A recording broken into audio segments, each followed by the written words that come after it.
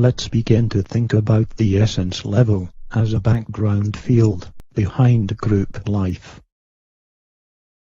You might remember the Hindu story of the little fish that didn't realize it was swimming in a field, that is, the sea. Or the way we sensed the field by watching the cherry blossoms and dirt spin around. Simply marvelous. Now, let's return once again to Arnie's ideas about fields when he began to look at groups.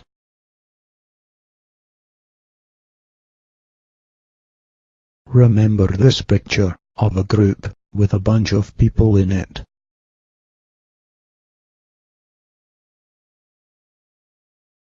In the previous Dreamland discussion, we focused mainly on the way fields become polarized and split up into different roles. Now, at the essence level, we begin to focus especially on the magnet and wavy lines, so to speak. That is, the power of the field itself, which is like a magnet that exerts force and creates a force field.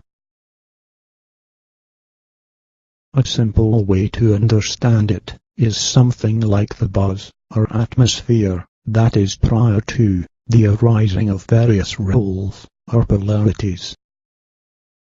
The atmosphere is a shared field with power, force, and potential movement. And as we learned earlier, we don't see it, but feel its effects in our bodies and in our feelings. The ancient Taoists would call this invisible essence field the Tao that can't be said. They called this symbol the Tai Chi. It includes the parts, but is greater than them.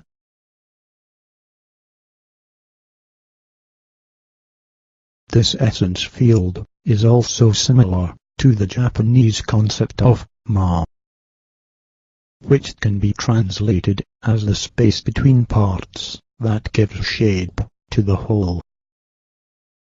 You can feel and see ma depicted in this wonderful painting by Hasegawa Tohoku. It is the space in, around, and between the trees. And this space is not blank, but is actually full. When a group consciously touches upon their background ma, or field, there is often a momentary sense of unity, or shared field. One way in which this occurs is when a group participant is able to get to the deepest and most subtle aspect of what they are trying to express. At that point, frequently, people sense a common ground, or unity, between all sides, at least for that moment in time.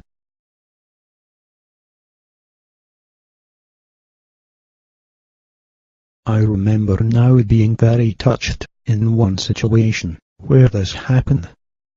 At that time, Amy and Arnie were facilitating. It was in Japan, after the huge tsunami of 2011, and the resulting nuclear disaster.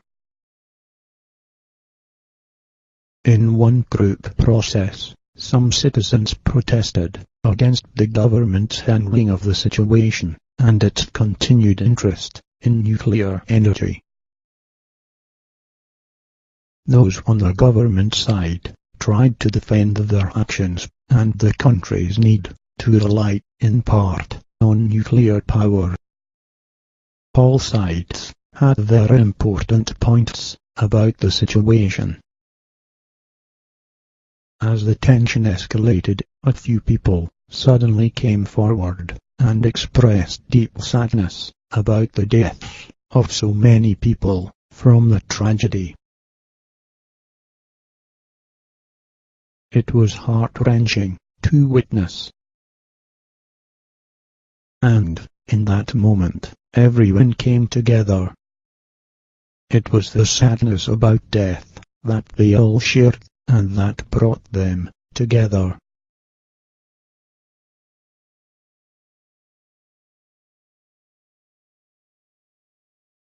And from that point on, they felt they were able to join together, to listen to each other, and discuss the future in a deep way.